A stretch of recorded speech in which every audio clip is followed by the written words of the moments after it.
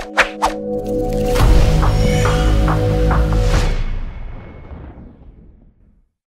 guys, welcome to my podcast. This is Mahima, and in this podcast we'll be talking about 22 things that I learned at 22. So my birthday is approaching. It's on 17th of June, and so I thought of doing this podcast where I tell you about some things that I learned at 22. So without any further delay, let's start with the podcast. So the first thing that I've learned is that your parents are always right and they know what's better for you. तो मुझे लगता है कि हमारे parents को हमेशा पता होता है कि हमारे लिए क्या सही है.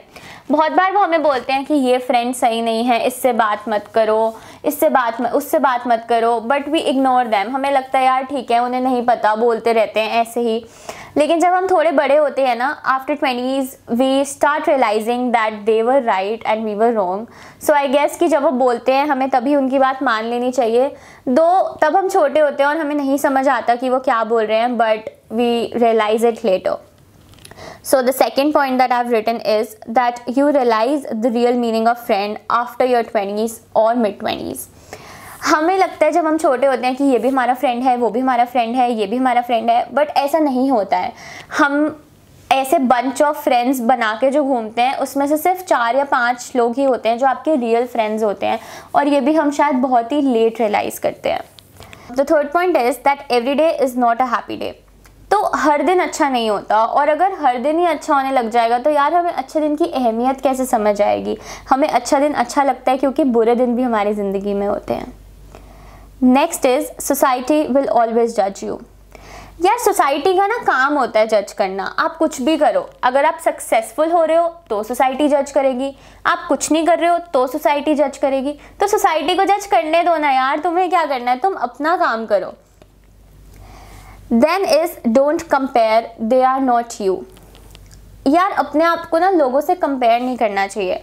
मुझे ऐसा लगता है कि हम दूसरों से कंपेयर करने में अपने आप को बिल्कुल भूल जाते हैं, और हम कोशिश करते हैं कि हम अपने आप को इसके जैसा पतला कर लें, इसके जैसा गोरा कर लें, इसके जैसा सुंदर कर लें, उसके जैसा इंटेलिजेंट कर लें, और इसमें हम ये तो भूल ही जाते हैं कि हमारी एक्चुअल कैपेबिलिटी क्या है.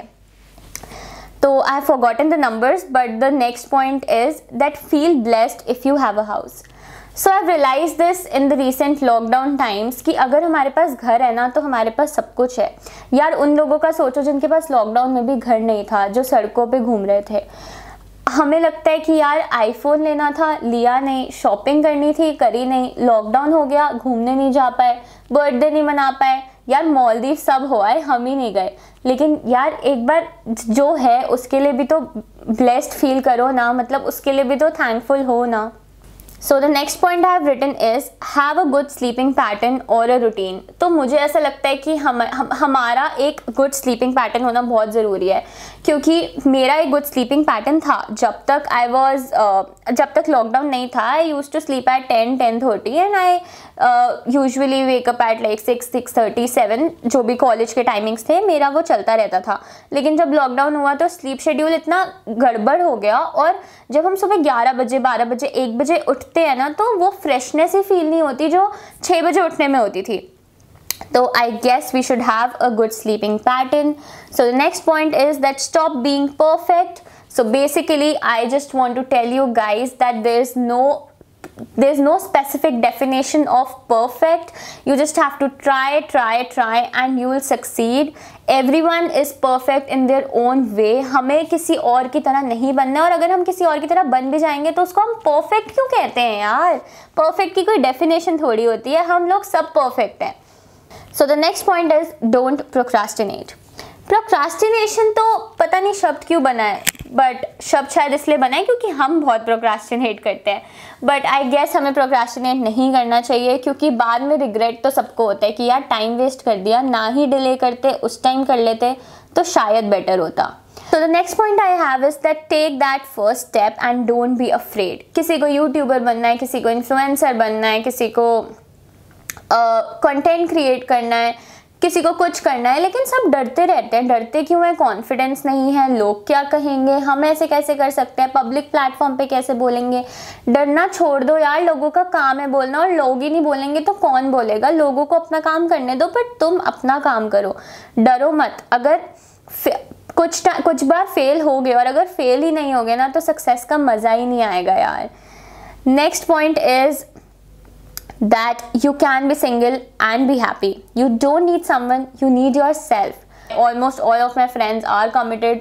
Almost all नहीं, मतलब 50% are committed, 50% are not committed. तो यार हम ये थोड़ी ना सोचते रहे कि यार मेरा मतलब मैं ये थोड़ी ना सोचती रहूँ मेरा बॉयफ्रेंड नहीं है तो यार मैं क्या करूँ, मेरे को भी कोई चाहिए। मतलब ऑब्वियसली यार एक पॉइंट पे आके हर बंदे को कोई ना कोई चाहिए होता है, लेकिन अभी जो करियर बनाने वाली एज है उसमें अपने आप से प्यार करो, अपने आप को ढूंढो। इफ़ यू हैव टाइम ना, ये भी तो सोचो कि यार जो लोग कमिटेड हैं वो आपस में इतना इन्वॉल्व हो जाते हैं, आपस में इतना इंडल्ज हो जाते हैं कि उनको अपने लिए टाइम ही नहीं मिलता।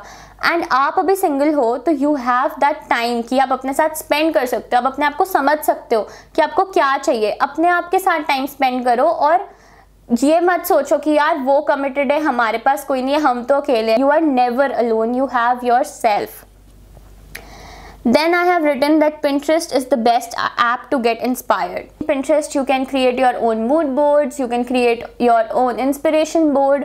तो मतलब हमारे पास बहुत सारी options हैं, और Pinterest पे I guess ऐसा कोई jealousy factor नहीं है, कुछ नहीं है। When you open Pinterest ना तो आपको ऐसा लगता है कि यार वाओ यहाँ पे तो कितने सारे ideas हैं। It's like a safe room for all of us.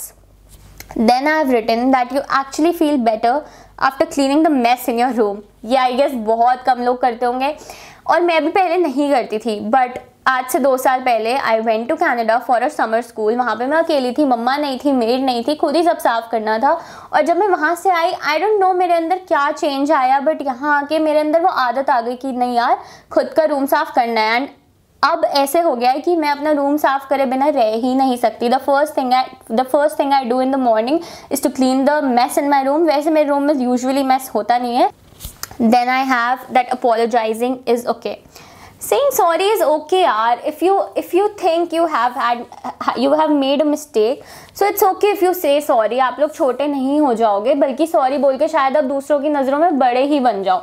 तो it's okay to apologise and make time for people and people will make time for you. ये मत सोचो कि कोई फ़ोन करे तो हम भाव दिखाएंगे कि यार एक बार में कैसे हाँ कर दे, उन्हें लगेगा हम तो वेले हैं। ऐसा कुछ नहीं होता यार। मेरे को ऐसा लगता है कि सामने वाले बंदे के पास ना और 1000 चीज़ें होती है सोचने के बारे में, लेकिन हमें ऐसा लगता है कि सामने वाला बंदा बस हमारे बारे में ही सोच रहा है, बट ऐसा कुछ नहीं होता है। अगर कोई आपको बोल रहा है ना कि इधर आ जाओ मिल लो, तो भाव दिखाने के बजाय उनसे मिल लो, क्योंकि जब आपको ज़रूरत होगी शायद वो भी आपके काम आ जाए। The next point I have is cheat days are okay, don't be harsh on you. अगर आप डाइटिंग पे हो या किसी भी चीज़ पे हो, अपने आप को अगर आप काम भी कर रहे हो तो चीट डेज आर ओके यार। काम से ब्रेक दो, डाइट से ब्रेक दो, जिम से ब्रेक दो, अपने आप को ब्रेक दो, अपने साथ टाइम स्पेंड करो। अपने ऊपर इतने हार्श मत हो जाओ कि बाद में लगे कि यार अपनी टीनेज, अपनी जवानी जो थी वो तो हमने ऐसे ही निकाल दी। Then save money for future. Save money for future, तो I have learn this point being in this pandemic. मेरे को लगा कि यार अगर हमारे पेरेंट्स ने फ्यूचर के लिए पैसे सेव ना करे होते तो हम अभी कैसे सर्वाइव कर रहे होते। And seeing the people on the roads, on the streets and people travelling to their villages की जिनके पास पैसे नहीं है, रहने को जगह नहीं है। I think that we should always save money for future, sorry. Next point that I have is seeing smile on someone else's face because of you makes you happy.